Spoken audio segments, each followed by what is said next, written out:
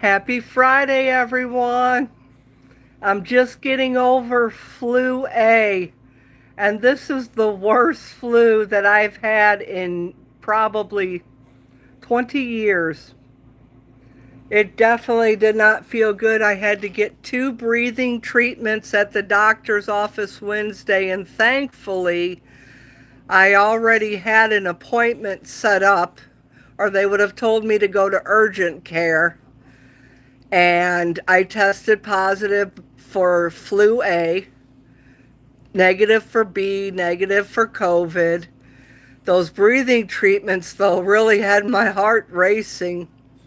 But I wanted to come on here because I wanted to thank everyone that has subscribed to my channel, that has liked my videos, that have supported my page. And I want to thank all of you for getting me to 600 subscribers. I really appreciate all of you very much, and I am showing you the raw me that doesn't feel so good. That's hair is a mess. With my glasses on, which I really don't need on because I can only need them to read, and I'm not reading anything. And excuse my teeth, the sliding doesn't make them look good. I've been working the past couple of days through this and wearing a mask around my mom because I don't want her to get it. Because this flu that's going around is really, really bad, but this Tamiflu really makes the difference. So if any of you do happen to get the flu, I recommend highly to get the Tamiflu. You just have to be able to eat something. You can even take peaches and drink the juice, and it will help replenish you. Or Pedialyte, they have Pedialyte pops. Just make sure you get something in your stomach, and that Tamiflu will start making you feel better. I just had to come on here and thank everyone when I saw that I hit 600 subscribers. That touched my heart so very much and made me feel so thankful that as just a creator trying to grow on this app and bring positivity into the world when we seem to be in such chaos right now with everything that is going on. I want to promote love and happiness and God and everyone. Hi, Tim. Thank you for joining my live.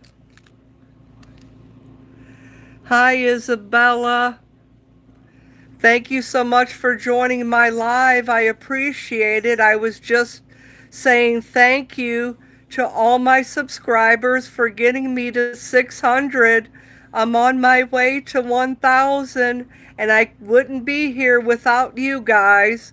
I just got over well, I'm getting over the flu. I've had my Tamiflu since Wednesday, and I had to get 2 breathing treatments, and I even had to get put in a wheelchair and wheeled to my car so my daughter could take me home. That's how bad this flu is. So please stay healthy. If you hear anyone coughing, because that's how mine started. Oh, thank you, Isabella. You're beautiful too.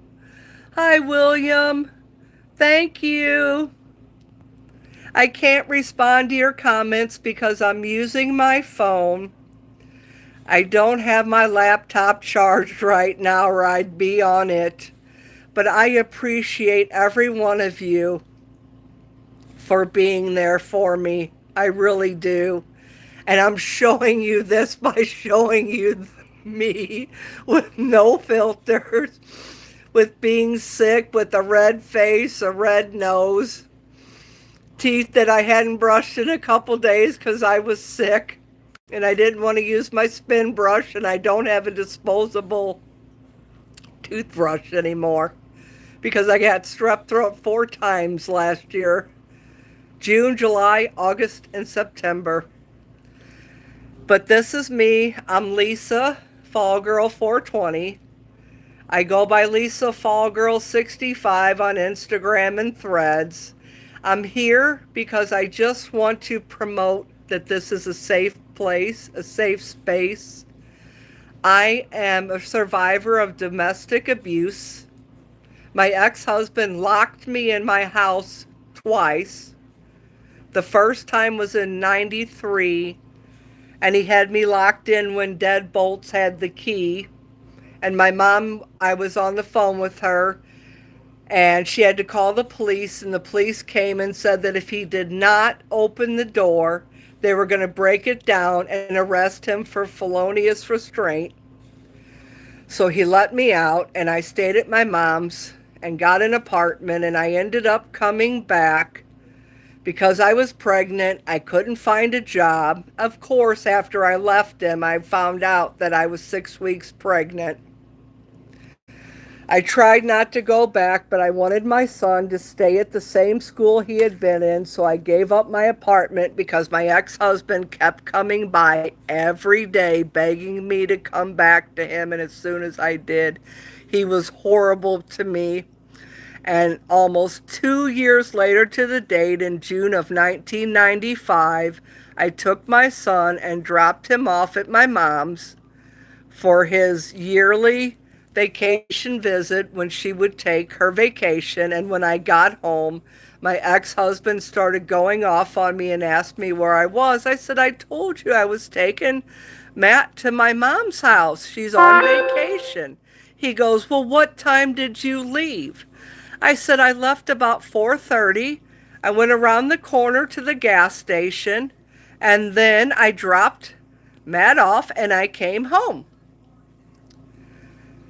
Then I'm holding my daughter, who was 15 months old at the time. He locked me in the house again, and there was a little entryway when you came in because we had 2 doors, but one was blocked off because we took a 3-story, 2-family flat and converted it into a single-family house. And we had the doorway open there. He had me in that little hallway. I couldn't get out the door. I couldn't get past him to get into my living room. I had to stomp on his foot, and he wouldn't let go. He kept trying to grab my daughter out of my hand. So I went like this to him, and the look on his face, because I started squeezing because he wouldn't let me go. I got to the phone and called 911 and said, here, they want to talk to you. And I grabbed my purse and unlocked the door and took off, and I never went back. And in January of 96, 30 years ago, I got divorced from that man, and I have never regretted it. That man turned into a crack addict. He molested my children. Unfortunately, I had to teach them how to protect themselves. And the best thing that I ever did was teach my 4-year-old daughter to scream if her father tried to touch her. And she did that, and he brought her home within an hour. And he never tried to take them again after that. This is how children get taken advantage of, and no one can help them. You have to teach them because the courts don't do it. They say that children don't make credible witnesses, and that's not fair. My son had a skin tag in his behind, and they said they couldn't tell if it was from a BM or being molested. And I shouldn't have said his name in here, and I'm sorry. But I just want any woman to know, or any man that has went through emotional or physical abuse, you are not on your own. You are worthy of being loved, and it's not your fault. It's not your fault for someone screaming at you. You did not cause that to happen. It's not your fault that you walked out of the house in a pair of shorts and a tank top to walk your child and someone honked at you. You didn't ask for anything. It's not your fault that people think you look good. As my ex-husband said, you could be wearing a potato sack and people would still think you look good. Well, I'm sorry, but that's just not the right philosophy. That's like saying, well, what she wore caused her to be SA'd, and that is not right at all in the least bit.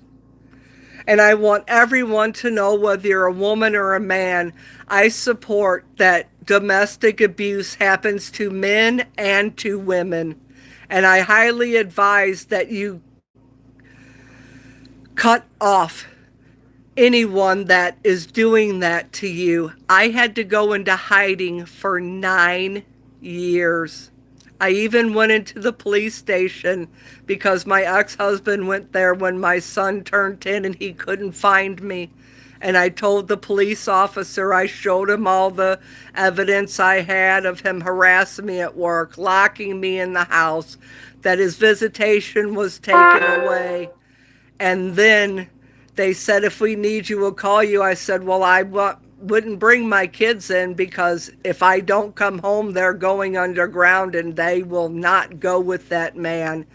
My ex-husband was so sick that he wanted me to sleep with his friends, and he tried telling that police officer that I was the one initiating this. He wanted to do it because he was a closet, and he wanted to do these things, and he tried to blame it on me, and when I stopped, he did it behind my back. I don't have any feelings for this man. And in January, I showed pictures on here of my old house burning, almost 30 years to the day that I got divorced. And my ex-husband told me that I was going to burn in hell on the steps of the church when my son made his first communion, because he was so afraid that he was going to say something. He wouldn't let go of his arm, and I grabbed him and I said, let go of him. He's making his first communion. And my grandma heard him say that I was going to burn in hell. And he has cancer back and he's not doing good. And just the fact that our old house almost burned to the ground, I know is a sign from God. God has given me so many signs and protected me at times that I don't think that I'd even be here. I remember right before my 16th birthday, I was coming down the street and my boyfriend and I got into a fight, and I got out of the car and I was standing at the corner by Shaw's Garden, debating whether I wanted to cut through Tower Grove Park or go down Shaw to Kings Highway and then go to my house. When I was standing at the corner, a man got out of his car that was over 6 feet tall and tried to pick me up and grab me and put me in his car. I had hiking boots on. I was kicking. I was screaming. I was holding on to the light pole for dear life. And thankfully, a couple pulled up and he took off in his car. Little did I know, he was following behind this couple. I had them drop me off at the top of my subdivision, which consisted of only 3 streets. A long street that went down, and when it went around the corner, it turned into my street, and there was a little street in the middle. So I dropped off at the top of the street. As soon as they dropped me off and I started walking, here came this man, got out of his car and started chasing me. I ran up to my neighbor's door and started pounding on it, and thankfully their front door was open, and the storm door, I tried opening it and they're like, what's wrong? And he took off. If that man would have got me, I would not be here today. I know that God's protected me. And when I had to leave my ex-husband, and he was on the phone arguing with his boss about needing time off because he'd done too many drugs, I sat and cried, and I felt the warmest hug of arms holding me and telling me, it's going to be okay, leave him. And I know that that was God. I've never felt that feeling before, but I felt God's presence, and I know that I have been protected through all of this.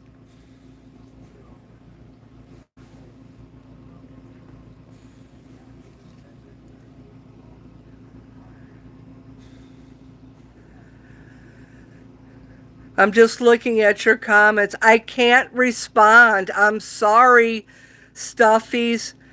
I am on my phone and I have no way to type back to you. My laptop is dead, and I wanted to come on to thank everyone for getting me to 600 subscribers, and I just wanted to give you a little bit of background about who I am, the things I post on here, and I'm sorry that I cannot reply back to you. I'm just telling you so you see when you look at my stories on here and the things that I post, and why sometimes I don't post myself, because it's very emotional and it brings up triggers. Even a song can bring up a trigger to me that I didn't even know I still had, because I've went inside to do the inner healing. I've forgiven my ex-husband, but I will never forget what he did.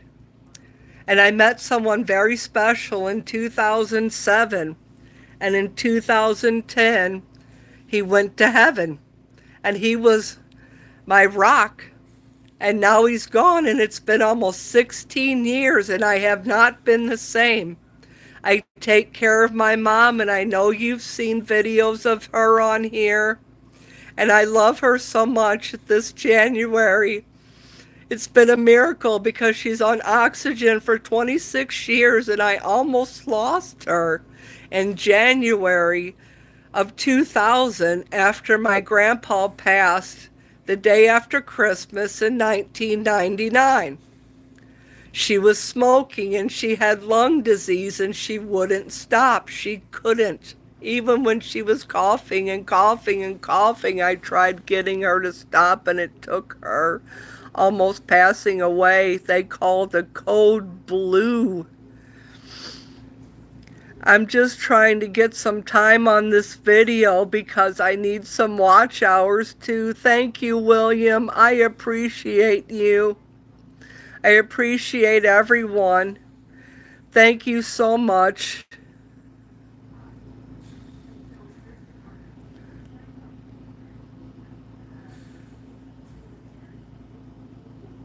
I just don't see where I can reply at. Let me see here. Flip, mute, effects, stickers, hide live video, retouch, create, highlight, green screen, and lighting. I don't see any button for anything for me to be able to type back, but thank you for your help. It looks like everyone else is left, but I was just trying to give a little bit of my backstory, coming on here with the flu, and just thanking everyone for getting me to 6,000 subscribers. I appreciate you, William, and I appreciate everyone who joined my live. I'm going to go now. Thank you, Isabella, if you're still here. And Stuffy, I'm sorry I didn't respond to you, but I do see your message and I do appreciate you. Thank you so much. I'm just looking through the messages, and Winnie the Pooh Girl subscribed. Thank you, Axel Marquez. Thank you so very much. I appreciate you. Cameron plays Roblox. Tim and I'm going to butcher this name, Karczewski. You know, my mom's last name was Stawazinski.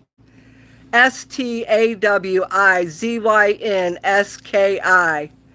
It took me forever to get that one right, and then she got divorced and remarried to someone with the last name of Tyner. Thank you all so much. I appreciate you all. Happy Friday, and I hope you all have a wonderful weekend. And thank you so much for sticking with me. You all are wonderful people. May your life be blessed. May you have a happy Friday. And if you don't believe, I don't judge people by religion, race, or political affiliation. I just do not support Trump and his regime because I never cared for the man because he treated his wife terribly and cheated on her. And now all the stuff that's coming out with the Epstein files is beyond comprehensible. I knew it was bad, but I never knew it was this bad. I hope everyone has a wonderful weekend. Tomorrow my daughter will be 32 years old. She's my oldest daughter. I have 3 kids. My son's going to be 38 this year, and my youngest daughter will be 26 in May. I love you guys very much. Thank you for joining my live. I love you all very much, and have a great weekend.